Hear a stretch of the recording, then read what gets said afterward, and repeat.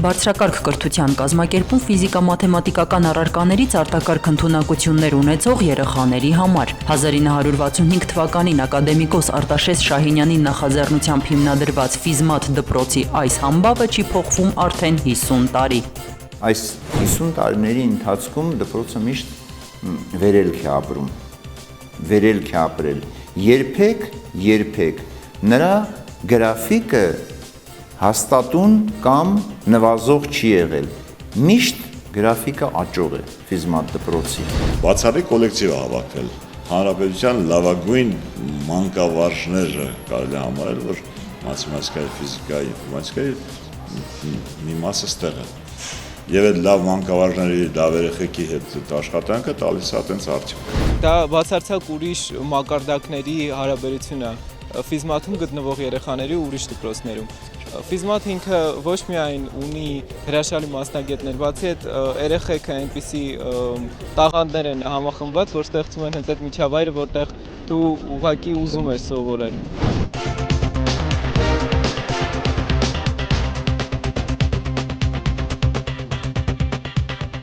Պարանները ըստ գույնի պիտի ճանաչի, գտային հելավելա բերի հայր գույնի վայդ ավելի շպանը ժուկան նախատայքված Շփում է, նախատեսվածը ավելի ծանր։ Այլ կարմիրի վրա պետք է կանի, հա։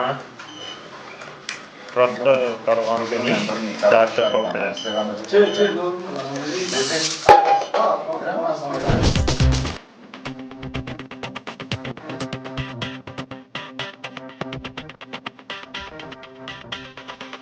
Կինոներում էր օգտագործում այլատ դրվագները որ ցույց տան։ Պատկերացրեք, որ սա ձեռքն է, մենք երկաթի քլորիդը ավելացնում ենք, ասեք այս ձեռքի վրա չի երևում։ Եվ դանակը մի րոպե մտածեցրա թրջում ենք ամոնիումի դիօքսիանատը։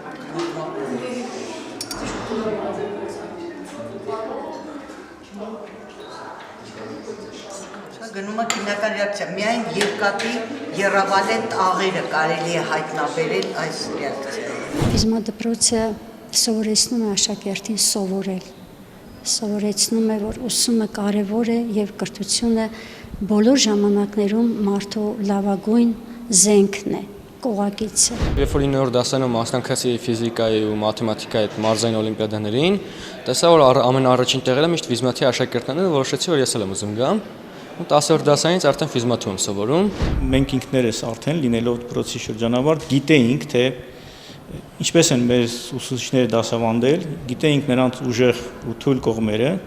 եւ արդեն օգտագործել ենք դրանք, իրենց մեթոդները։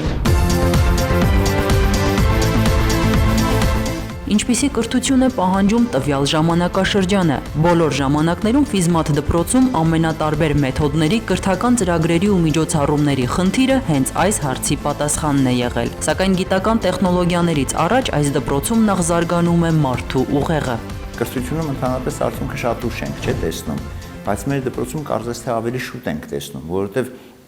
երեխան 1-2 տարի սովորելով, հա, արդեն ոչ միայն հանրապետական օլիմպիադաներում է հաջողություններ հասնում, այլ նաև միջազգային օլիմպիադաներում, հետևաբար ուսուցիչը կամ խմբակի ղեկավարը իր աշխատանքի արդյունքը տեսնում է 2 տարի հետո, 3 տարի հետո։ Դա կրթությունում աննախադեպ բան է, որ այդքան շատ արագ մարդ իր ուրեմն աշխատանքի արդյունքը տեսնի։ Ֆիզմաթ դպրոցում սովորելու շնորհիվ ես կարող եմ հաճախ մասնակցել որոշ օլիմպիադաներին, որոնց չէի կարողանա մասնակցել ուրիշ դպրոցում սովորելու դեպքում։ Ֆիզմաթ դպրոցը ինձ օգնում է իմ նպատակին հասնելու համար, քանի որ այստեղ նաև դասավանդում են ծրագրավորման լեզուներ ու նաև հենց ծրագրեր, որոնք օգնում են հենց ավտոկադը ենթադրենք, որը ճարտարապետության մեջ լայն օգտագործում ունի եւ գլխավորներից է եւ հույս ունեմ իմ մոտ լավ է ստացվում, ամենայն դեպս դասատուները տենց են ասում, ես կշարունակեմ գործը, մինչև չհասնեմ նպատակիս։ Ինչ տեմպով է զարգանում դպրոցը երևում է հենց միայն թվերն ուսումնասիրելիս։ Վերջին 5 տարիների ընթացքում օլիմպիադաներից բերած մեդալներն ավելի շատ են, քան նախորդ 17 տարիների ընթացքում։ Հանրապետությունում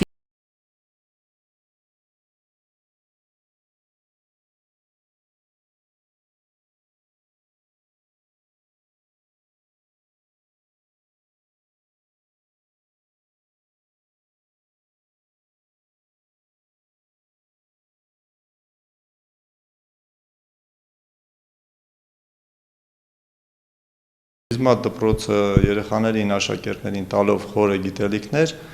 նրանք սովորում են արտասահմանյան բարձրակարգ բուհերում եւ մի մասն էլ, ովքեր ֆիզմացիներ են, լավագույն գիտելիքներ ունեն, փորձում ենք ընդգրկենք մեր դպրոցում, որպեսզի ծանոթ լինեն մեր ֆիզմատ դպրոցի նիստուկացին։ Ինձ համար այս դպրոցում հաճելիորեն նորություններ դաստիարակների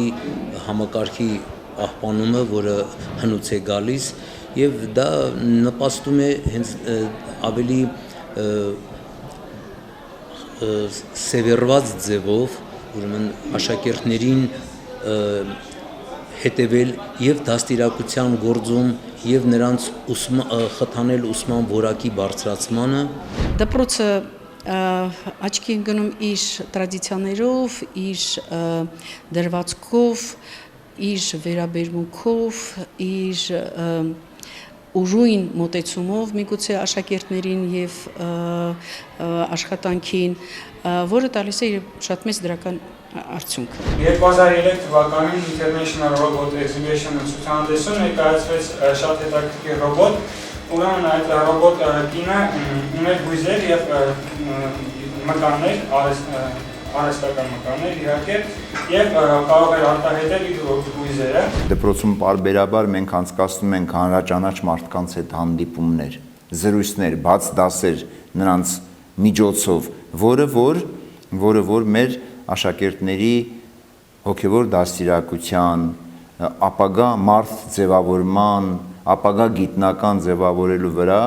շատ մեծ նշանակություն ունի։ Մենք եթե մտածում ենք, հոգում ենք ապագայի մասին, մենք պետք է աշխատենք այդ ապագայի համար։ Լինի ծննդյան օր, լինի տոն օր, լինի նոր տարվա գիշեր, եթե ուզում ենք կառուցել, պիտի վստահենք մեր կարողությունների վրա, մեր ուժերի վրա, եւ այսօր հավաքան կապված է ցեզանից։ Առաջի կուրսում էինք, մեր անալիտիկ երկրաչափության դասախոսը հարցաշարի նման բան տվեց եւ այդ կետերից մեկը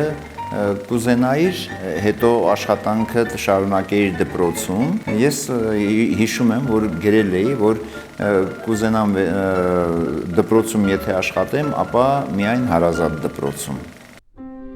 Հայկ Ազնավասարդյանը դպրոցը ղեկավարում է արդեն 13 տարի։ Նրա նման շատ աշակերտներ վերադարձան դպրոց, իսկ շատերի անունն էլ լսում ենք որպես ճանաչված ու վաստակավոր մասնագետներ տնտեսության, գիտության, դիվանագիտության եւ ուրիշ տարբեր բնագավառներում։ Ես բանաձևում եմ այսպես n+1,